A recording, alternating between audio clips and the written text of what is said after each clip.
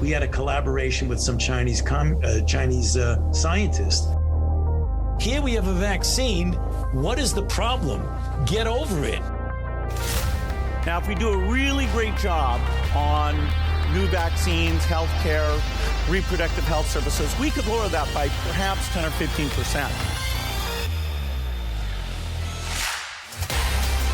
I hope that it can occur in a civil way. And I mean civil in a special way, peaceful. The biggest question, maybe in economics and politics of the coming decades, will be what to do with all these useless people. And as things stand, the world remains unprepared for the next disease X and the next pandemic. And for scientists, it is unequivocal. Humans are to blame. The era of global warming has ended. The era of global boiling has arrived.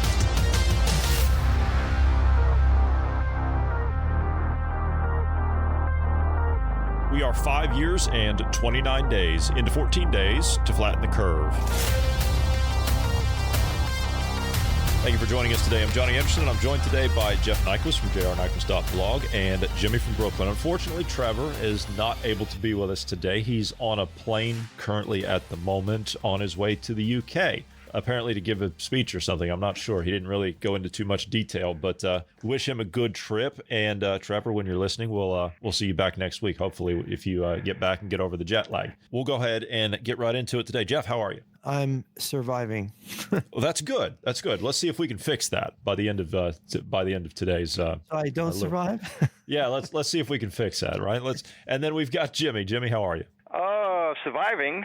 Is everybody surviving? There's no pessimism here. What's going on? Let's see if we can create some pessimism. Yeah, let's see if we can create. We're all dying slowly. Yes. Well, we all die after we're born, right? You start dying after you're born. It's inevitable, right? Yeah. Nobody cheats death. That just doesn't happen. Right. Shall we start with the tariffs? Right, that's the big talk. That's moving markets, and it's got a lot of people. Well, some people are upset, and some people are happy about it. It's a mixed bag at the moment. You've got the Chinese. They don't seem to be very happy about it. The tariffs on China went to 104% this morning, and it's now, that was this morning. We're now at afternoon, and it's up to 125%. And there's talk, nothing concrete, but there's talk that they're going to 400%. That's going to push their economy over the edge, isn't it? Yeah, the Chinese economy is export dependent, and one of their biggest customers is us, the United States, the U.S. If we put tariffs on, their products are going to, it's obviously some Americans will still buy them, but they're going to be taken out of this market. There's no future in their manufacturing things for here anymore. They won't be able to compete. Yeah, if you've got an upset population in China that can't find jobs, that's a real problem for them domestically, isn't it? Yes. China already is in an economic crisis. Some experts believe the Chinese economy is going to flatline in terms of its, they're moving very rapidly back to a Mao type economy, but they're moving closer and closer to North Korea every day. For example, in China, you can't just withdraw your money out of the bank if you're a Chinese citizen. You have limits to how much money, and you have to, if you have any large withdrawal, you have to justify it to the police and to the bank. I think there's 2 forms. Maybe there's 3 now, but the last I heard it was 2. The police have to be notified and the bank, and you have to be able to justify it. So people just can't take their money and hide it in a mattress. And of course, what this indicates is you had the real estate imploding because Chinese believed in buying real estate for the future of their families. And the real estate market, of course, we know there was overinvestment. There was a bubble. China constructed whole cities that nobody needed, apartment buildings, blocks, office buildings, street lights, streets, expecting more people from the countryside to immigrate to the cities to work industrial jobs. Well, guess what? It didn't happen. They constructed and invested too much in it, and that investment bubble is collapsed. And with it, their banks Their banks are very much a house of cards. And it's even worse because in China, they don't have the normal banking practices of a Western country, so that there's a lot of corruption and they don't keep the money in the banks. They're supposed to anyway. So they're in serious trouble in China. And this just tips them over. They're ready to go over at any minute. They're so desperate. They've applied retroactive taxes on people going back to the 1990s. Look, back in 1994, you made this money we didn't collect on you. I mean, Can you imagine that? Yeah. And they're going after all of those people that have all those stacks of cash that are in their houses. That's what they're going after. That's right. In the Committee on the Present Danger of China, we've heard reports from people about, and I've heard it from Chinese defectors, dissidents, that you've got people in China who have pallets of cash in their houses, because that's what they've skimmed off the top in these business deals. And of course, these are the people in the Communist Party business community that are most unhappy with the regime. This is where the Communist Party of China is split. The people that want to keep making money and spend the money they've got versus the regime that wants all that money, wants them going back to little mouse suits and we got to go to war with America. This is big. I'm sorry. This is breaking now just on this point. Amazon, who has major investments in China, they have just canceled all of their wholesale orders of all products made in China. Yeah, that shows you right there that the ships are not going to arrive in China from China on the West Coast. They're not coming. Yeah. General Blaine Holt, guys on Newsmax and Fox Cable a lot. He seems like a nice guy. He always starts with this big dopey grin on his face. I wish people would not be grinning when they're talking about the danger we're in. Anyway, last night, this General Blaine Holt said that the president, or we say dictator of China, Xi, is in big trouble, that he's investigating people. He's getting rid of some generals. So there is something going on there. I hope it's all true that there's trouble like that. We have heard stories, and I think even didn't you say Mr. Wang at Luda Media has also said that they've been doing purging in some places? He denies the purges. It's interesting. Many of the sources on China are claiming that the purges are real. We've had reports of purges in the rocket forces and other military generals being purged. But Mr. Wang is saying this is a fake. This is to deceive people, which is interesting. So there's some reason to be cautious. And of course, his sources are in the People's Liberation Army. I have, I've got some audio here that I want to play of. What is this guy's name? What I say, O'Leary or something? He runs O'Leary. Yeah, Kevin O'Leary. Yeah, Kevin O'Leary. That's right. He runs. He's pretty good when you see him on TV talking. He's personable and he seems pretty smart. Yeah, he's making a comment here about his investments in China. 104% tariffs in China are not enough. I'm advocating 400%. I do business in China. They don't play by the rules. They've been in the WTO for decades. They have never abided by any of the rules they agreed to when they came in for decades. They cheat, they steal IP. I can't litigate in their courts. They take product, technology, they steal it, they manufacture it and sell it back here. Never has an administration 400% tariffs. What would that look like? Xi on an airplane to Washington to level the playing field. This is not about tariffs anymore. Nobody has taken on China yet, not the Europeans, no administration for decades. As someone who actually does business there, I've had enough. I speak for millions of Americans who have IP that have been stolen by the Chinese. I have nothing against the Chinese people. They brought great literacy, art, and tech to the world.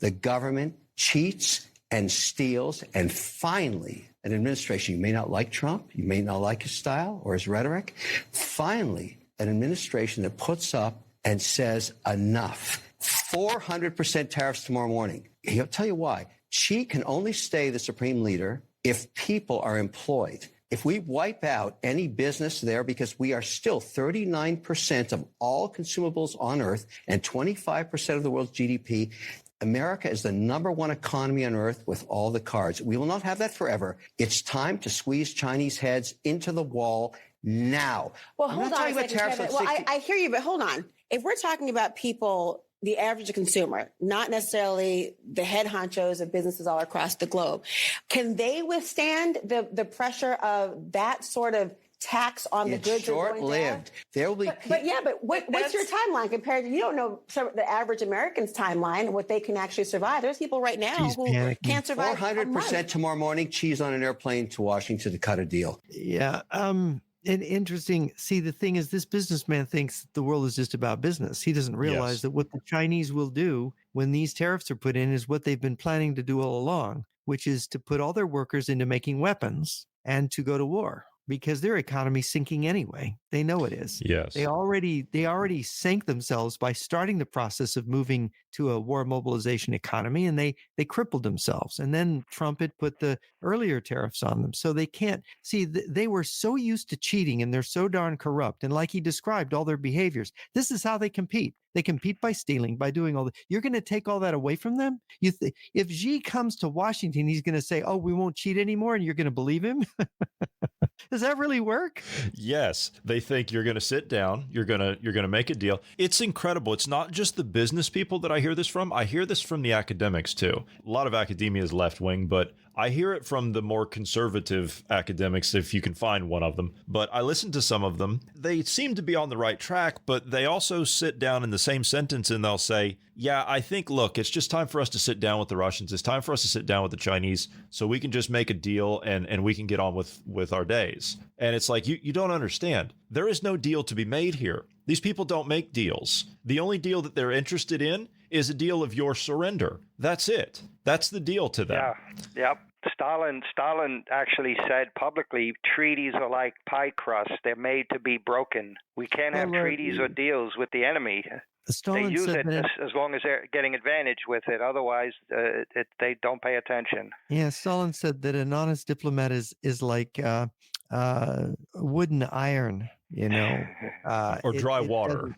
Dry water, yeah. Dry water. A good diplomat's like dry water. yeah. It's like it doesn't exist. The Soviet Union, and to the Russian leaders, these psychopathic leaders, the idea that we should have never traded with China to begin with. They robbed us and they cheated us for decades, and now they've built the biggest military in the world. They've got nuclear weapons, and they're building drones, super drones that can carry micronuclear warheads. I mean, come on. They're coming after us, and they're aligned with the Russians. So now we have two Soviet unions, one Chinese and one Russian, and they've got a bigger position in the third world from which to leverage us. Yeah, and to look at this, and this is, Jimmy, you can elaborate on this, what I'm about to say, but what I'm looking at, I'm still watching Russian media, and they're meeting with the Chinese at the top levels the entire time. The Chinese foreign minister was just in Moscow meeting with Sergei Lavrov and Vladimir Putin at the same table, but yet we have this fantasy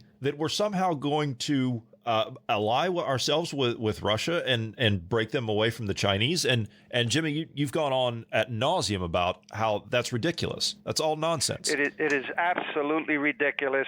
I was said decades ago that if you have the best architects, the best designers, engineers, tradesmen, the best building material, and you build a beautiful skyscraper, big, strong, sturdy skyscraper, but if you build it on quicksand, it won't last.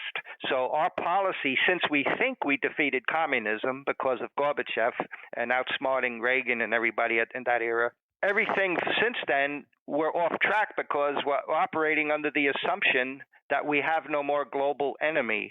That's the brilliance of how the enemy works. In fact, last night I got on Rita Cosby, WABC Radio. This was Tuesday, about 11:55 p.m. I got on Rita Cosby because they were talking about the threat from China and the tariffs. And I said, don't forget, it was Nixon and Kissinger that built China after they built up the Soviets. I said, we got totally outplayed. Then I reminded people that Kennedy got outplayed over the Cuban Missile Crisis. Cuba remained communist. The communists outplayed us with Nixon building China and Russia. And I went through that. And at the end of it, she said, Jimmy, you were right on. You've been warning us for decades. The reason that's important, Rita Cosby works with the guy that owns, what's his name? The Greek guy that owns the supermarket chains. He owns the oil business. So if I convince her, which it seems like I'm doing, she might be able to get some of our information. This is one of my hopes. I hope to win the lottery. There's a lot of things I hope. None of it comes true. I just hope this one does. Because if we could get on his show, he has a radio network. He does a show with Rita Cosby in the afternoon. Then she has her own show at night. We may have it break. I'm always looking for a big break where our type of information and knowledge could be gotten out there to the public, because I don't know anybody among the conservatives or Republicans who's talking or has any clue to the level all we have.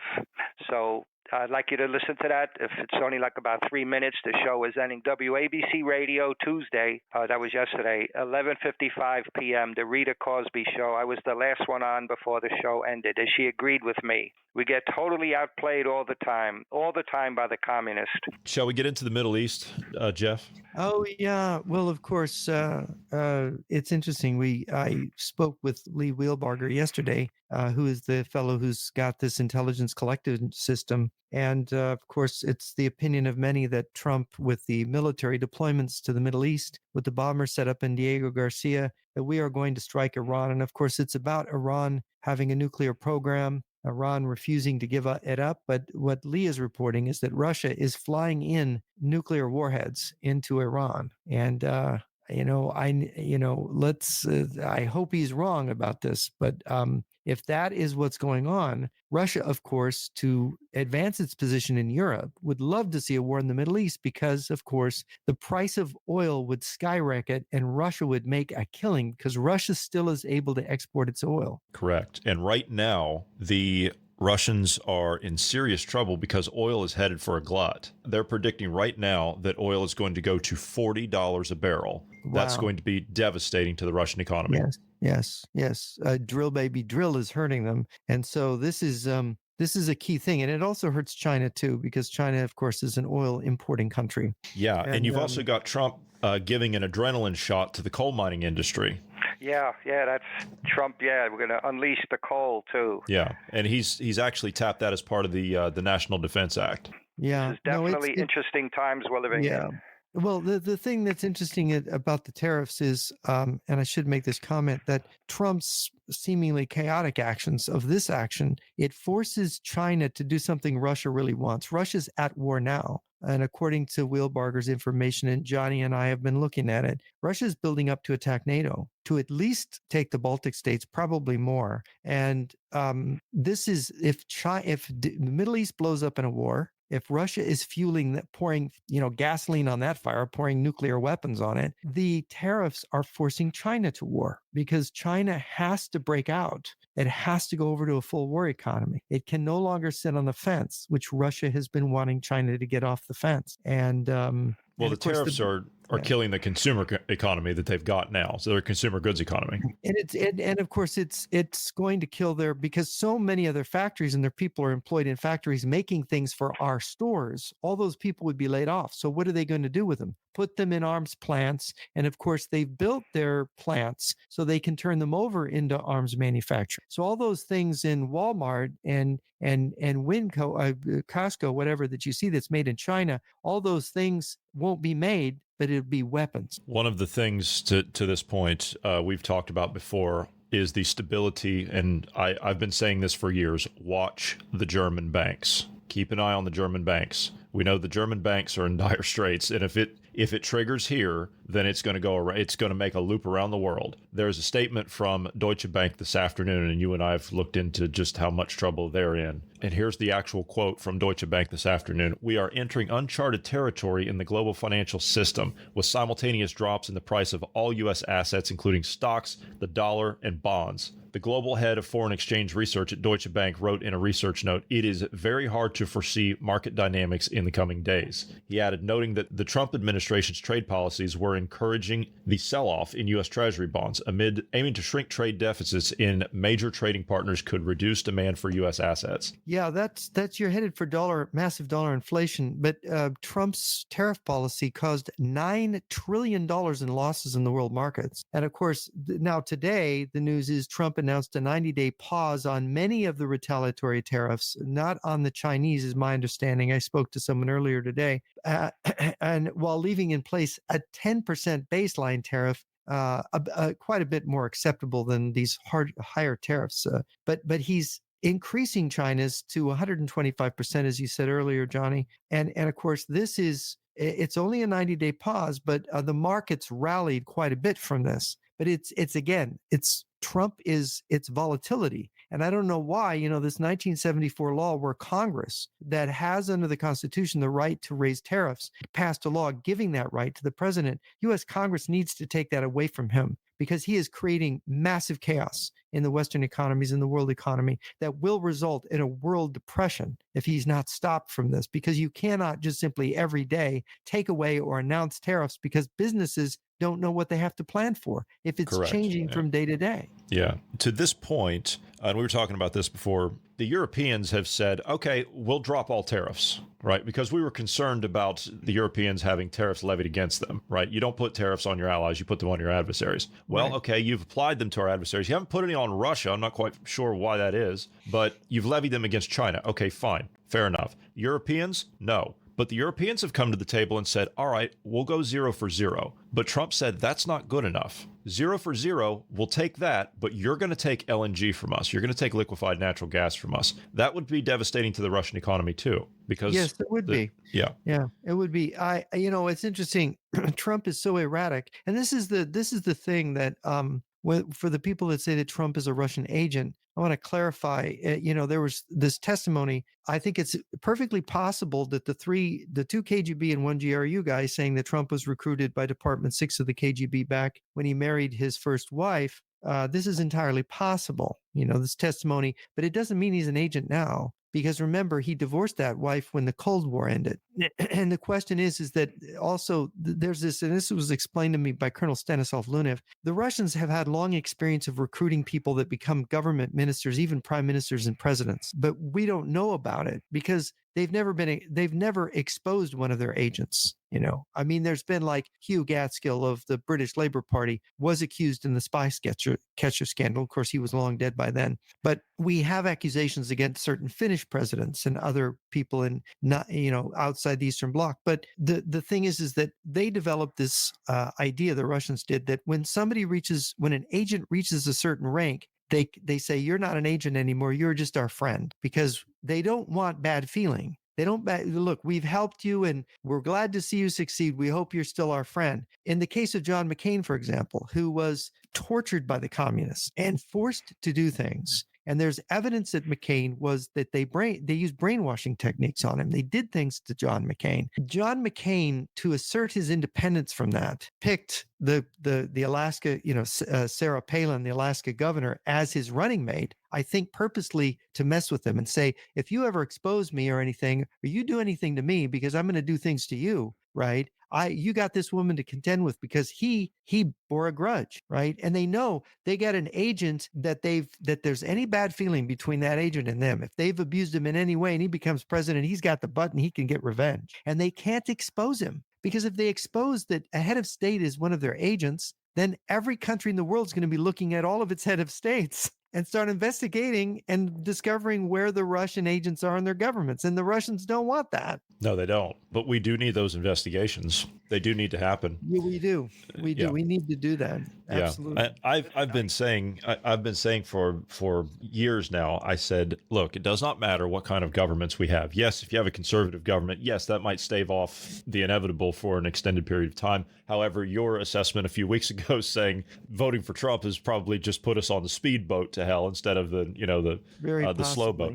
Yeah. But we've always been under the assumption as conservatives that that's where the slow road to hell is. And I agree with that. That's always been that, is you're going to get there, but it's going to take a little bit longer. Well, my argument to this, and since I've learned about this long-range strategy and I've gone through and I've read all this defector literature and everything, it doesn't matter if we have a conservative government, a socialist government, a left wing, a right wing. It doesn't matter if we don't get rid of the subversion, if we don't get rid of the infiltration in our schools, in our churches, in our entertainment, in just about everything. If we don't get rid of that, if we don't get rid of the cultural influence of Gramsci that Jimmy talks about all the time, and that I didn't even know who that guy was until a few years ago. But if we don't get rid of that, it does not matter what kind of government we have, because we don't survive if we don't get rid of the infiltration and the subversion. Let me jump in here a second. I think one of the many reasons that our enemies, or the left in this country, are fanatically, violently, militantly anti-Musk,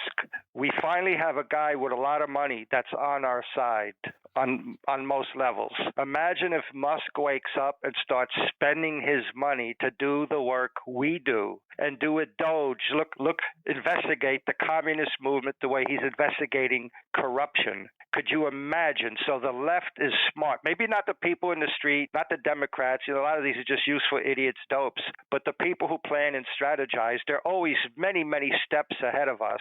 So they'd have to be panicking about a billionaire like Musk if he starts investigating the communist movement. Imagine if we could reach Musk and start telling them the stuff we know and showing the documents and everything. He seems like a guy that would get involved, and they have to stop him. They can't let that happen. So that's something that this is one of the reasons they're really trying to stop Trump and Musk.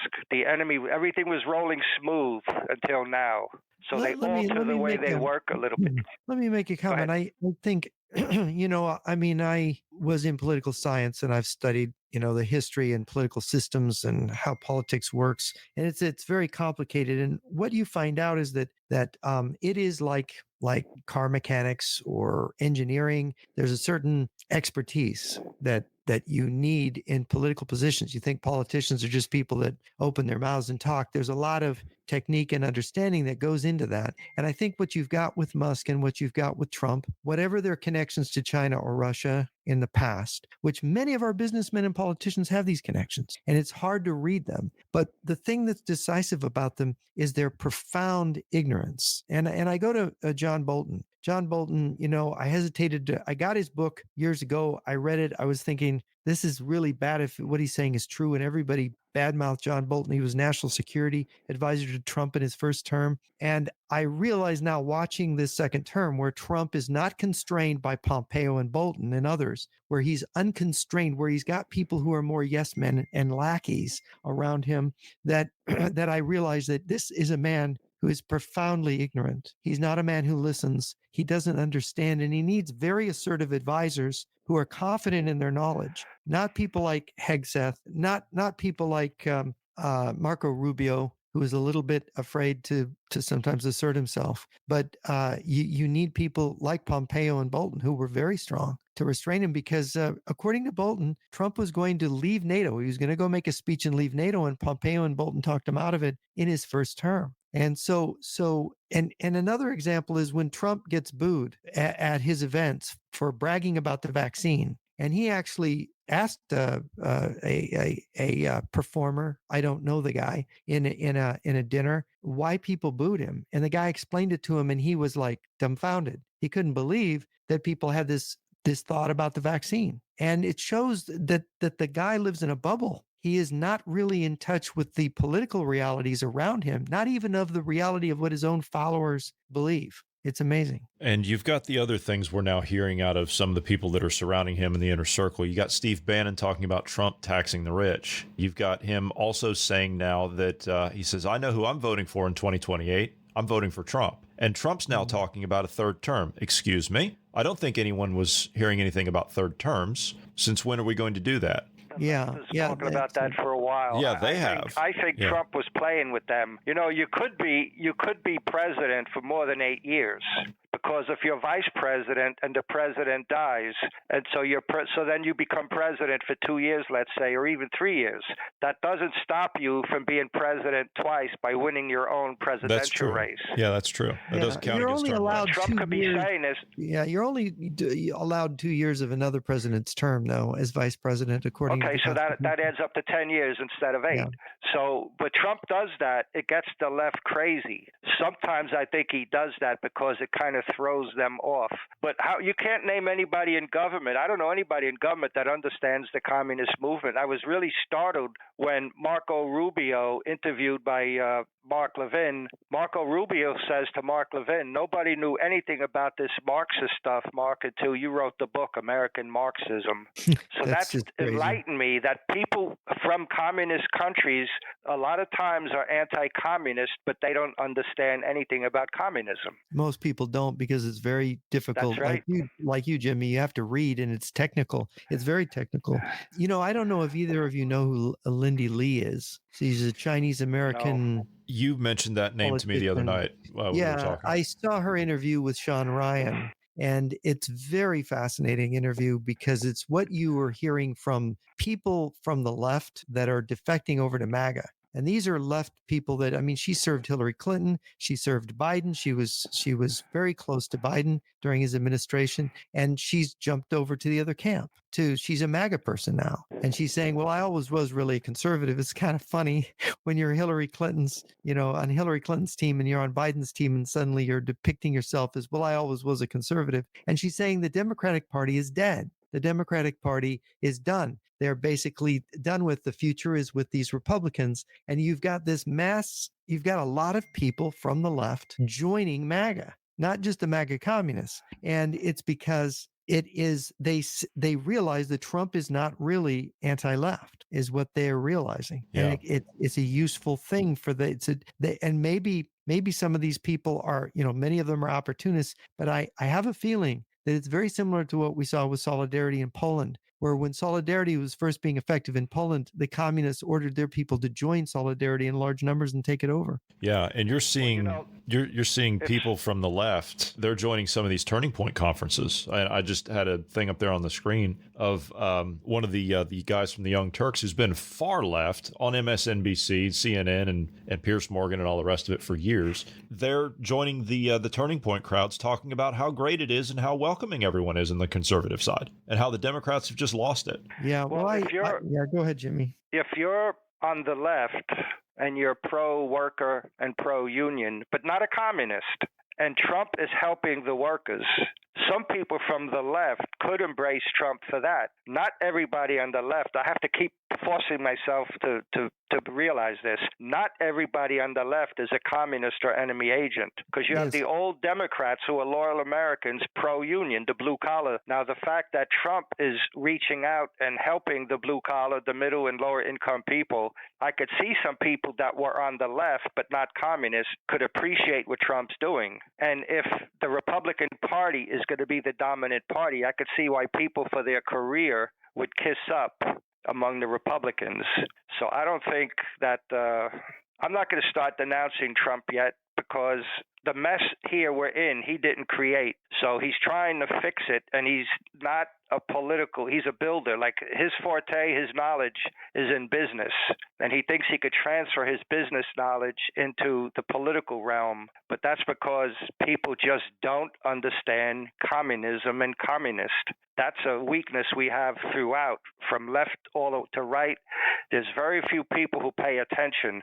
Let me add a couple of things here, too. When Castro came to power, they portrayed him like Jesus. He had his disciples that came out of the mountains.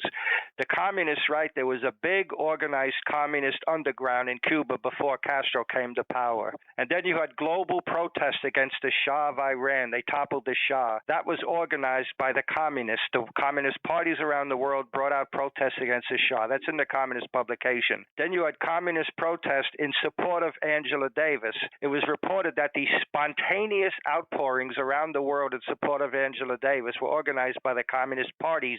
Spontaneous protest. Imagine that. Then you have the anti-Vietnam War peace movement. That was the communist parties. You have the anti-World Trade Organization and the riots. That was organized by the communists. And then the communists write that they're bigger and better, more experienced, better coordinated, better networked. And if Trump tries to steal the election, we're going to be out in the street bigger and better than ever. That's what came out when Floyd got killed, allegedly by the cop.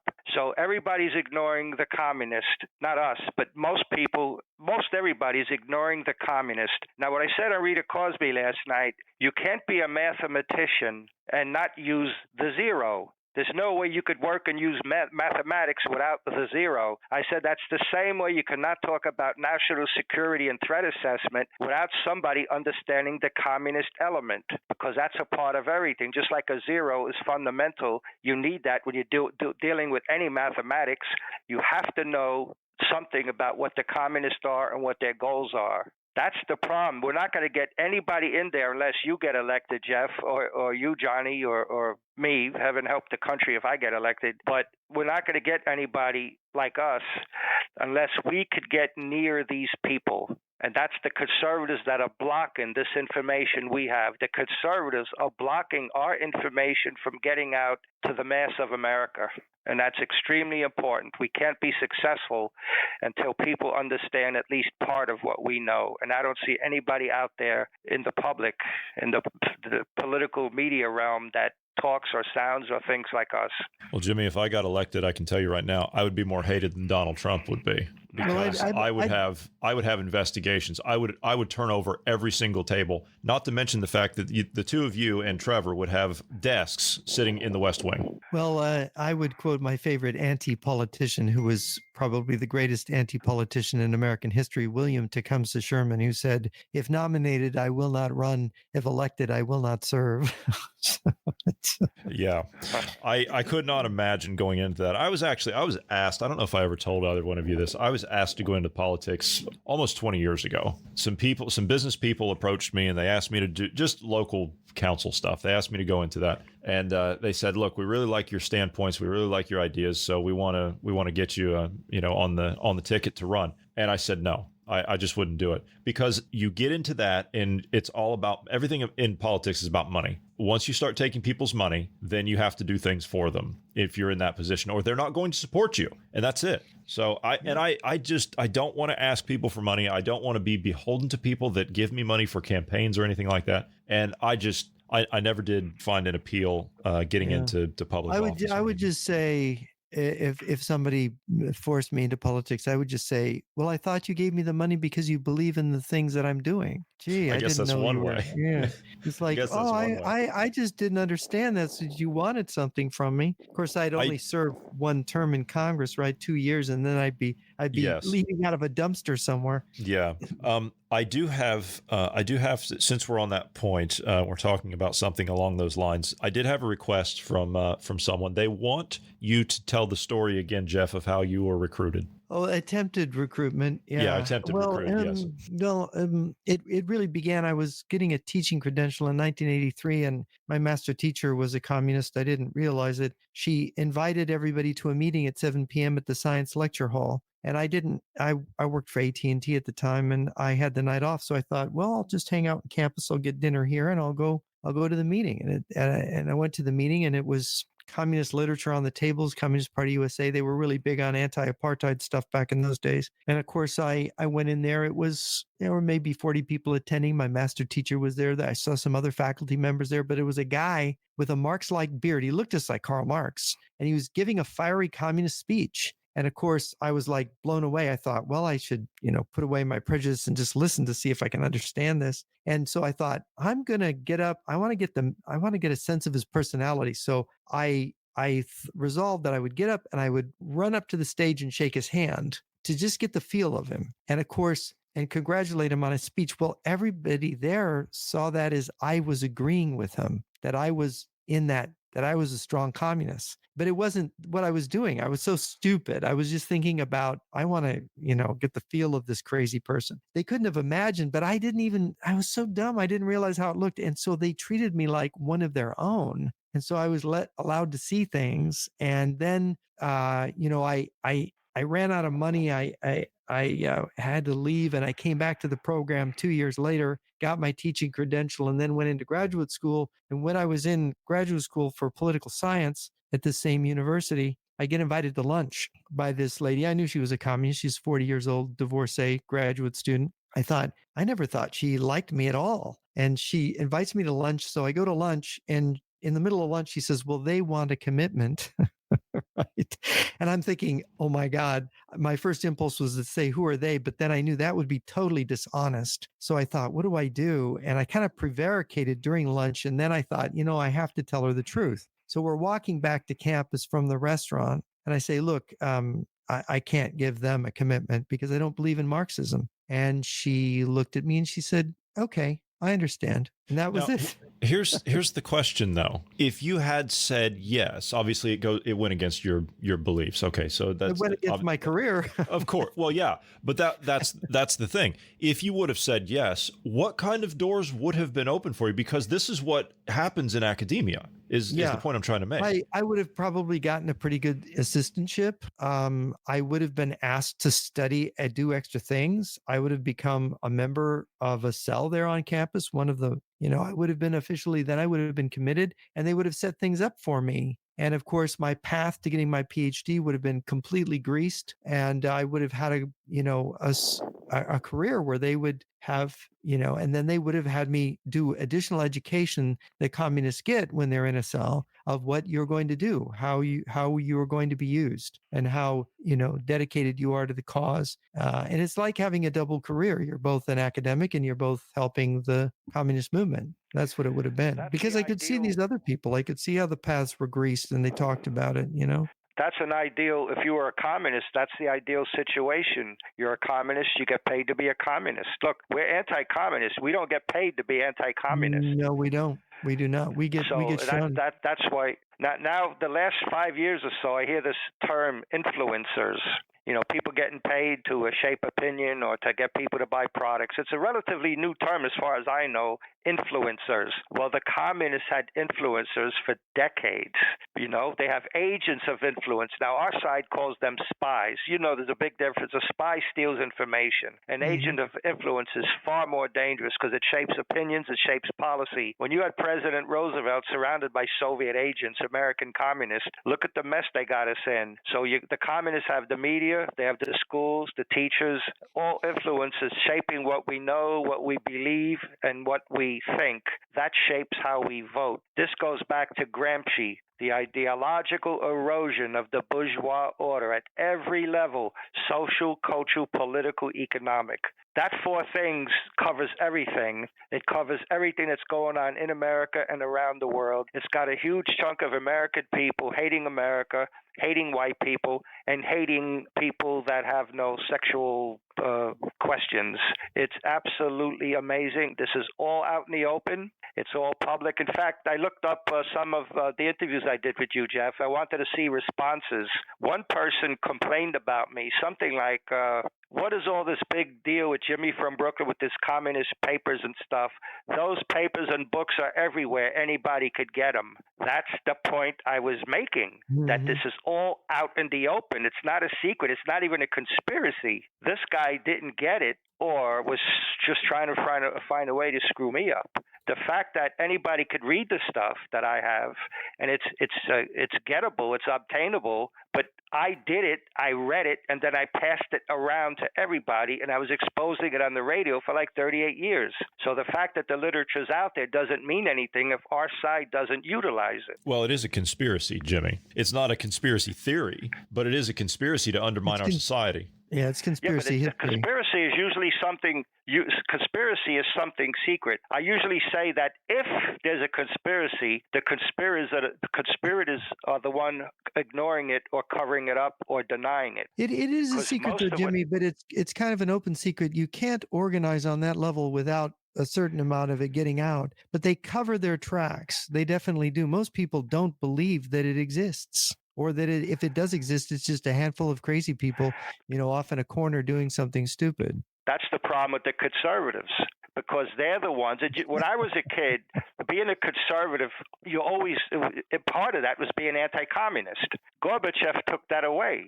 And now people are saying, well, the Chinese Communist Party. It's the world communist movement. It's not that Putin is a fascist and the Islamo-Leninists are Islamo-fascist. People cover up for some reason. They can't face reality, either the reality of the extent of the danger we're in or the reality that they made a big mistake. But the cover-up is where the problem is.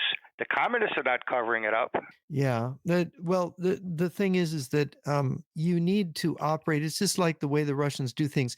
One of my folks on my website today, wondered why there was a particular Russian media person who won an award for a particular performance or whatever that she did. I think it was a play, but she was also jailed for it, and that this was very confusing. And a lot of people in Russia and Russians complain, under the communist system, we always knew what we had to say and what we had to believe, but now, we get punished. We don't understand why. Well, the reason is that they're in this deception that they're not a communist system, and they are. And the government is communicating to the people in an Aesopian language. That is, they're hinting, they're explaining things in the open, but they can't directly say we're communists, it's the Soviet Union, we're allied with China because it's the period of the transition from capitalism to socialism. We just can't tell you that. And you're supposed to be smart enough, being, most people born into the Soviet Union, you're supposed to be able to figure it out.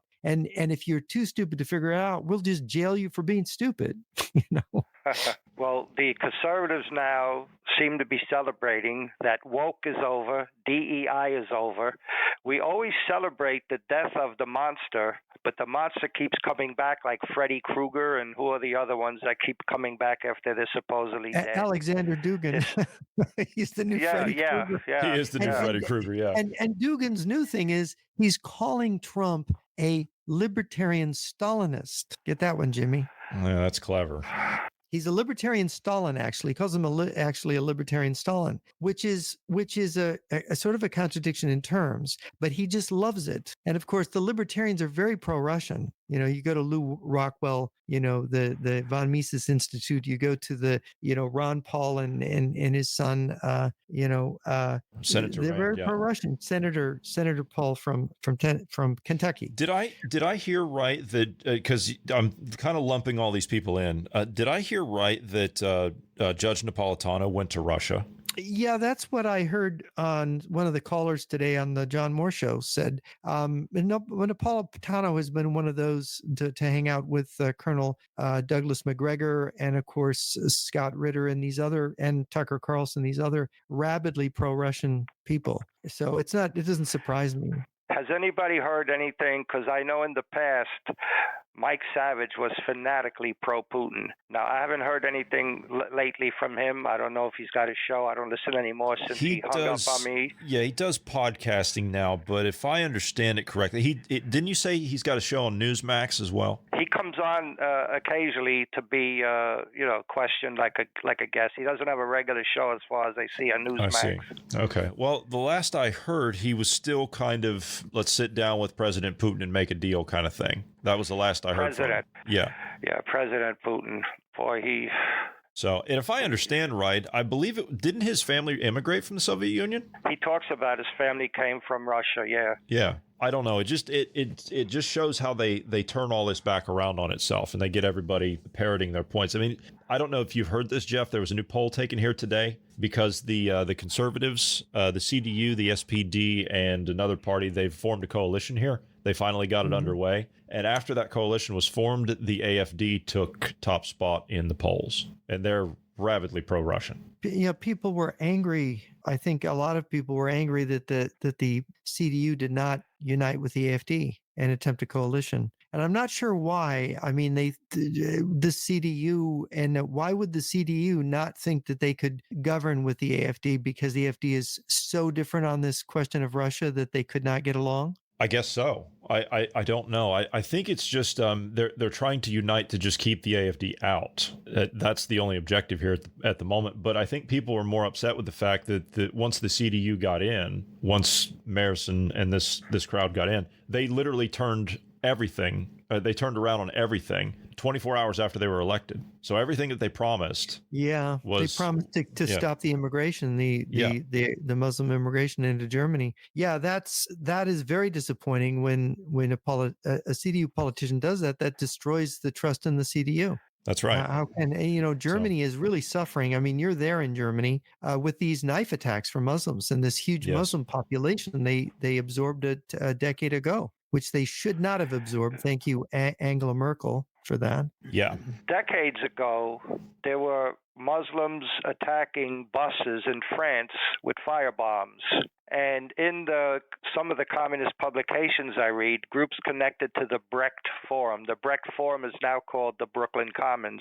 But at the Brecht Forum, you had Francis Fox Pivens, who's from the Institute for Policy Studies, KGB Front Group. You had Pete Buttigieg's father, the founder of the International Gramsci Society. You had all these various communists. You had Karl Boggs, who's a Gramsci proponent, all at this place called the Brecht Forum. And I talked to Jeff in the past that the newspaper they put out, they're republishing old communist books.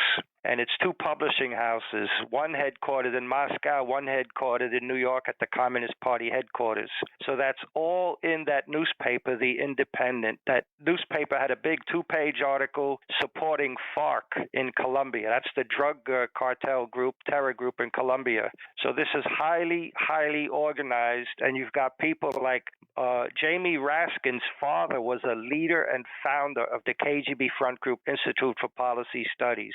So you have Jamie Raskin, whose father supported the enemy during the Cold War, and this guy working against MAGA, this guy, Jamie Raskin. This is an entire movement in this country, and it's being ignored. I'm more angry at the conservatives for ignoring it. Now, I know which conservatives should not be ignoring it because I know who I brought publications to from the communists. I brought it to everybody at 2 stations, the conservative media in New York, which is the big media. I brought it to the station 2-3 times a week, manila envelopes stuffed with tapes I recorded, and then I had to, work one by one to re-record them, to distribute them. I brought the communist newspaper. I brought photocopies of Soviet documents, the Soviet Muslim connection, and nobody used it. They liked when I brought it. Bob Grant told me one time, he asked me one time, you were supposed to bring something. Bring it, Jimmy, because somebody in Washington was going to come up here and pick it up.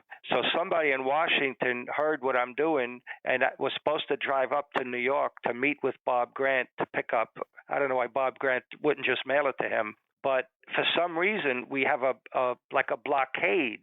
Our information is being blocked, and that's the conservatives that are blocking that. Because I gave it to these people, Limbaugh, Hannity, all of these people. Well, they're blocking it, Jimmy, because we won, and we can't go back on any of it. Yeah, Reagan won the Cold War, remember?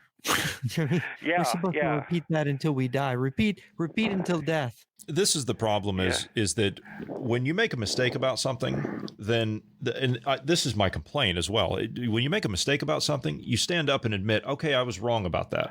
So let's get on the right track now. But that's not happened, and that's not going to happen. The way these people are wrong is the way the fake news media liberals were wrong, and yet they're still there working on the left. Some of them are losing their jobs, but they're not dead. So we supposedly defeated the left now in this country, but we didn't kill them. They're still there. Our side thinks we won, and now the battle's over. The founding fathers stressed to us, they stressed eternal vigilance. Now, eternal vigilance means we're all supposed to be aware of any possible threat. We, you, I, and people that do what we do, we're aware of the threat. Why did the conservatives get lost?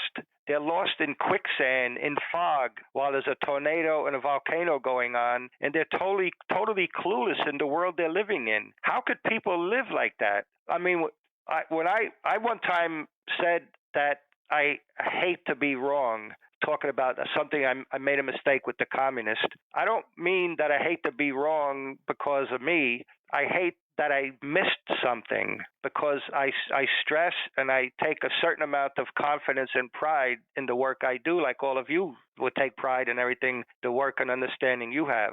And we can't do any more than we're doing now. It's going to take somebody else to get involved. Maybe you can't, maybe O'Leary, somebody. Musk, we need somebody big to make a big splash, a big media sensation exposing it. We have all the goods. We could explain it. We have documentation to prove it. When Maxine Waters, oh, by the way, in New York City, they've released something like 40 cop killers from prison. I didn't know we had that many cop killers in New York.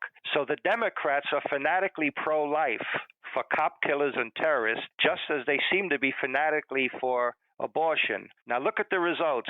Decades of militantly, violently pushing abortion. Why are so many Marxist lesbians pushing abortion? They don't have sex with men. They're not going to get pregnant. But it's weakening the respect for life. And now 55% of liberal Democrats support killing Trump. 55% have no problem with killing Trump. Now, that could only happen if we become a society that kind of doesn't respect life. So we had the movement here to let older people die. I know a doctor that told me he was getting $100 for every elderly patient in the nursing home that signed a do not resuscitate agreement. So you have that incentive to have old people die before their time, and you're doing abortions, so you're limiting life in the beginning and life at the end. Now the slippery slope from both directions gets us that are in the middle, and now 55% of liberal Democrats support killing Trump. They support killing this. That was a survey. It's been on all the media, Fox, Newsmax, Fox Cable. 55% of liberal Democrats in the survey support killing Trump, and something like 45 to 50% support killing Musk. That's probably the result of decades of abortion and decades of thinking that's better to let the older people die off because it's costing us money. The end of life is when most of the money for medical stuff comes, trying to keep older people healthy. So now you have like a death cult that here. It's amazing, and we're freeing now. I think there's 10 people on the commission in New York, the parole commission or whatever it is, appointed by Andy Cuomo. These people are releasing cop killers who should have got the death penalty. By the way, Andy Cuomo is running for mayor again. I did see that he's running for mayor of New York. Yeah. Yeah. Do you think Cuomo, he has a chance? Well, he's ahead. Yeah, he's ahead. The guy below him is this communist guy, Mandami or something like that. Democratic Social America. Is Mayor Adams not running again? He's running in an independent, separate line. Oh, he's an independent ticket. Yeah, he left the Democrat Party. That's true. Right. But Andy Cuomo has his own Chinese communist connection. He does. When he was the head of HUD, he worked with communist China to build housing. Yes. A guy came up from Investors Business Daily to meet me and my Chinese friend because he was interested in what I told him. So this guy came up specially from I guess he's in Washington, to meet me and my Chinese friend in New York. We explained him about the Communist Workers' Party, which became Asian Americans for Equality, and we told him about Andy Cuomo. Now, Andy Cuomo said he was helping China build housing, but it wasn't on his public time. And this guy now could be mayor again. He's the one who put sick people with COVID in nursing homes. 15,000 people died because of his action. Hundreds of thousands of people die a year from fentanyl. You had millions died from COVID, and I blame that on Fauci and all of these crooked people doing this work. How could we help our enemy make a disease more contagious? That technology to make a disease more contagious, what if they put that technology on a more deadly disease, a more deadly virus? So this is our government working with the enemy, and it caused millions of deaths. Working with the enemy makes you a traitor. Killing innocent, unarmed civilians is a war crime. Fauci, the 51 alleged intelligence agents, the FBI guys who lied about the Hunter laptop, the media lied, they're all war criminals. They caused the death of millions of innocent people that weren't armed combatants. That's a war crime. They should be charged with war crimes. Now, people around Trump say everything's being investigated. They're still looking at the laptop stuff. They're still looking at the virus. I hope these investigations are still going on. And if Musk could realize the communist threat, I think he's enough of a decent guy that he will look at it. The problem, Jimmy, is the learning curve. It is such. I mean, you and I, we've spent 3-4 decades learning about communism. 4 decades learning about communism myself. So in 1983, when I first heard that communist lecture, that is quite a learning curve to be on for them to be at. What would you say he's at on a scale of 0 to 10? He's at a 1 or 2, right? I mean, he hardly knows anything. That's where everybody is. Yeah, I've seen Musk use the word communist, but he doesn't know what it means or how to apply it. And the word is so complicated. It's like when you talk about just saying China is a communist country becomes complicated. Then you got people saying, well, look, China is so successful economically, so communism works. And then you've got other people saying, no, it's not a communist country, it's a capitalist country. And it's like, how do you explain that? Jimmy, you and I understand it perfectly. It's the Communist Party. Communism isn't achieved till it's won over all the world. The communist economy is not the point, it's the revolution, right? I mean, but they don't understand all these nuances. But you've said before, just on that point, and I'll let you go, Jimmy, but that you said before that it doesn't matter where in the world they are. The communist movement is one movement. Right. In one place, I don't know where, I have 40 bins full of communist stuff. At least once in one of my communist publications, they referred to it as a World Communist Party, because that's basically what it is. Now, the communists counter that by North Korea. By the communist movement letting people starve to death in North Korea, that creates the illusion that there isn't the communist unity that Jimmy and Jeff and everybody say. And then by the Soviet-backed Muslim terrorists attacking the kibbutz in Israel, which was set up by, the communists, you have that sort of disrupts the idea or the truth that the communist movement is one solid movement, because you see fissures. But just like the China-Soviet split was fake, it worked. But whether the split was real or not doesn't matter now, because in 1986, it officially ended the 27th Congress, Communist Party, Soviet Union under Gorbachev. Now, when Gorbachev talked about a new world information order, Gorbachev talked about strengthening the UN, the Peace Force, having a global tax to support the UN. You see, the globalists and the communists are now openly working together. The communists were rioting in the street against the World Trade Organization around the world. The communists were rioting. But a top communist official, Soviet official, Boris K. Garlitsky, said the World Trade Organization is not such a bad thing because it builds global interconnectedness. It's like if you and I all got together and we built prisons, but then the communists become in power. They inherit the prisons we built. So the global interconnectedness would act like that. The connections are built. First, it's built economic connection, but then you have to build structures to adjudicate the problems between those countries. The European Union was called the New European Soviet by Gorbachev. There are countries in Europe now where you can't pray in the street. Somebody praying out in the street by an abortion clinic half a block away gets arrested. People go to prison. This is incredible. The enemy within is in every country, and they're all working together. Well, gentlemen, we're at time. We're going to have to wrap up here. Jeff, final thoughts? Yeah, well, we're in an erratic period, and thank goodness for the 90-day pause on the tariffs. Hopefully they will be gone, and there will be something good. Anyway, my website, jrnyquist.blog, jrnyquist.blog. Read my essays, try to puzzle it out like I'm trying to puzzle it out where we're going. We'll see. Jimmy, final thoughts? Final thoughts. I have a lot of interviews with Jeff. Thank God for Jeff Nyquist, JRNYQUIST, jrnyquist.blog. I did about 25 or so interviews with Jeff. I think they're all important. I think everything Jeff does, obviously, is important. All his books and everything I recommend. Trevor Loudon, you could look up KeyWiki, KEYWIKI, KeyWiki. You could look up a person, a media person, a celebrity person, a political leader, congressman, senator. Just look up their name and see whatever communist connections they have.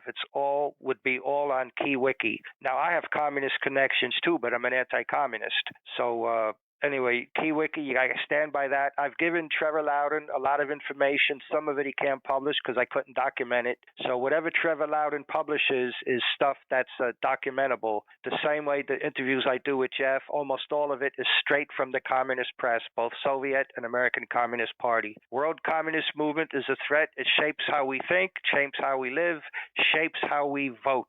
That's the scary part. This is an information war. 2,500 years ago, Sun Tzu in The Art of War wrote, armed conflict is the most primitive form of warfare. Okay, besides armed conflict, what else is there? Cultural, social, political, economic warfare. That's Antonio Gramsci. All of this stuff is thousands of years old. Gramsci's 100 years old. They're still using it because it still works.